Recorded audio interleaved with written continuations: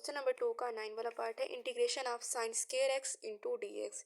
यहाँ पे हम हाफ एंगल फार्मूला यूज़ करेंगे।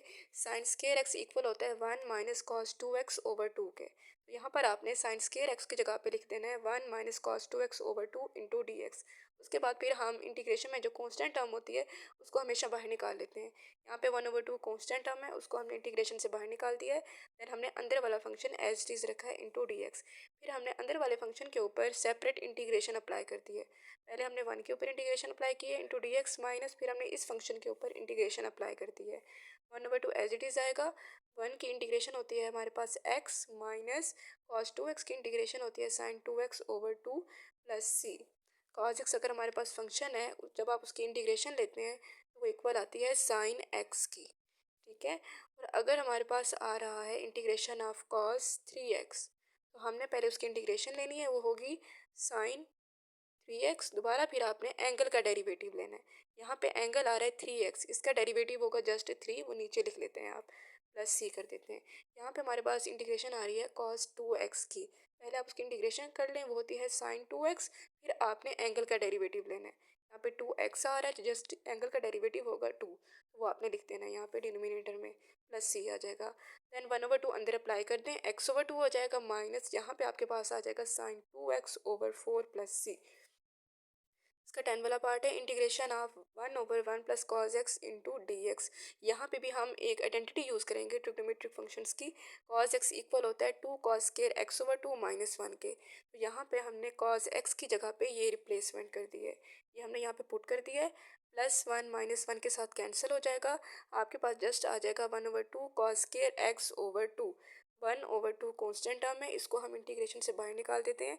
अंदर हमारे पास जस्ट ये वाली फॉर्म रह जाएगी। अब ये सीकेंड एक्स का इन्वर्स होता है। 1/cos x जो है वो सीकेंड एक्स का इन्वर्स होता है।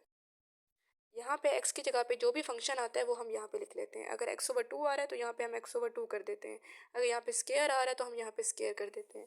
यहाँ पे हमारे पास स्केयर की फॉर्म आ रही है, तो ये इक्वल आएगा सीकेंड square x/2 into D x. जो आपके पास सीकेंड x होता है उसकी इंटीग्रेशन होती है tan x। अगर आपने सीकेंड x की इंटीग्रेशन लेनी है तो वो इक्वल आती है tan x के प्लस सी। यहाँ पे नीचे आपने दोबारा से एंगल का डेरिवेटिव लेना होता है। एक्स है तो उसका डेरिवेटिव 1 आता है, तो वो हम नहीं लिखते।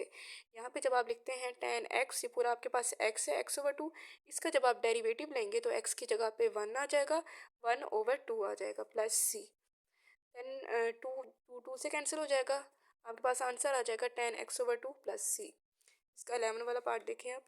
यहाँ पे आपने इंटीग्रेशन लेनी है ax plus B over ax² plus 2bx plus C into D X. हमने 2 के साथ डिवाइड भी कर दिया और मल्टीप्लाई भी कर दी है। जब मल्टीप्लाई करेंगे ये दोनों टर्म के साथ मल्टीप्लाई होगा, पहले ax के साथ 2 आ जाएगा प्लस 2 इंटू बी आ जाएगा और नीचे वाला फंक्शन एज इट इज़ आ जाएगा। अब ये भी एक इंटीग्रेशन का रूल है, नीचे फंक्शन हो और ऊपर उसका डेरिवेटिव मौजूद हो, तो फिर आप ln लगा देते हैं नीचे फंक्शन के साथ।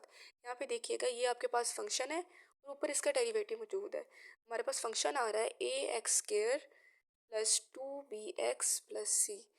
हम इसका डेरिवेटिव लेते हैं। यहाँ पे जब आप पावर अप्लाई करेंगे, पावर पहले करेंगे उसमें से एक कम कर देंगे, तो आपके पास आ जाएगा 2ax। यहाँ पे x की जगह पे 1 आ जाएगा, जस्ट 2b आ जाएगा। c कांस्टेंट है, उसका डेरिवेटिव 0।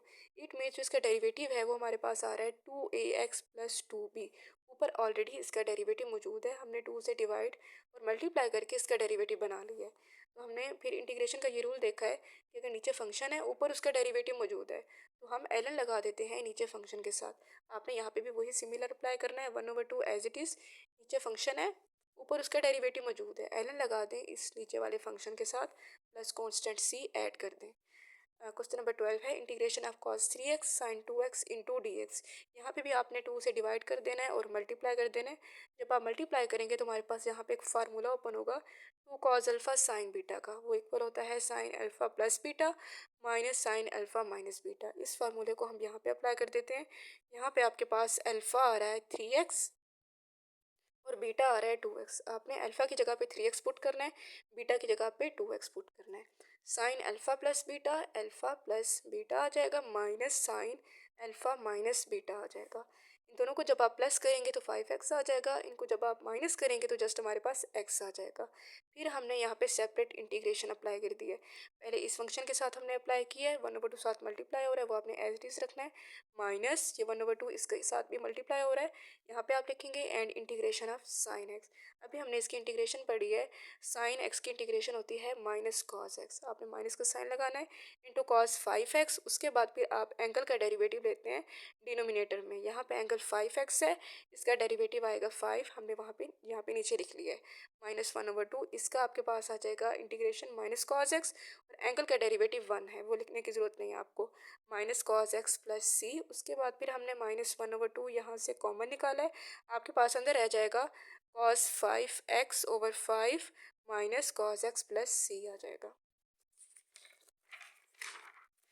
नेक्स्ट हमारे पास क्वेश्चन नंबर आ जाता है 13, integration of cos 2x minus 1/1 plus cos 2x into D x. अब आपने इस फंक्शन की इंटीग्रेशन करनी है, यहाँ पे भी हम हाफ एंगल फार्मूला चूज़ करेंगे, साइंस के एक्स इक्वल होता है 1 माइनस कॉस 2x/2 के।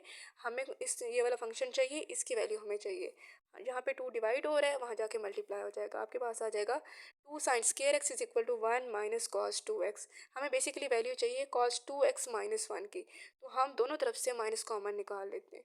यहाँ पे अगर आप माइनस कॉमन निकालेंगे तो यहाँ पे भी आपने यहाँ उस साइड पे जब लेके जाएंगे तो आपके पास ये एक्सप्रेशन आ जाएगा -2 sine square x into cos 2x minus 1। तो ये आपके पास एक रिजल्ट आ गया, इसको हम अपने क्वेश्चन में यूज़ करेंगे। Next cos square x equal होता है 1 प्लस कॉस 2x/2 के, यहाँ पे 2 डिवाइड हो रहा है, उधर जाके मल्टीप्लाई हो जाएगा, तो आपके पास एक ये रिजल्ट आ जाएगा। इन दोनों रिजल्ट को हम अपने क्वेश्चन में यूज़ करेंगे।